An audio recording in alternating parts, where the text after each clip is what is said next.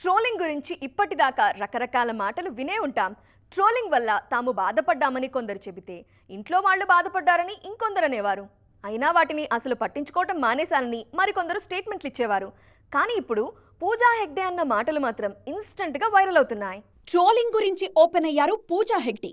Glamour ఇండస్ట్రీలో ఉన్నప్పుడు trolling గురించి స్పెషల్గా ఆలోచించడం వేస్ట్ అనుకునేవారట పూజా హెగ్డే.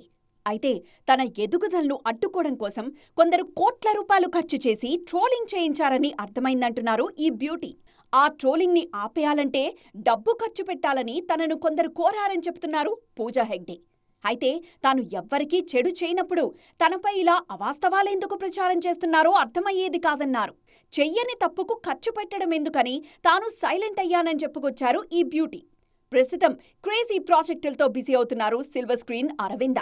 సూర్యతో ఆమె జోడీ కట్టిన రెట్రో త్వరలో విడుదల కానుంది. జననాయగన్ సెట్స్ మీదుంది. నార్త్లోనూ ఈ మధ్య ఓ ప్రాజెక్ట్ షురు అయింది. సో పాత రోజులు మళ్లీ రిపీట్ అవుతాయని హ్యాపీగా ఎదురుచూస్తున్నారు మిస్ పూజా.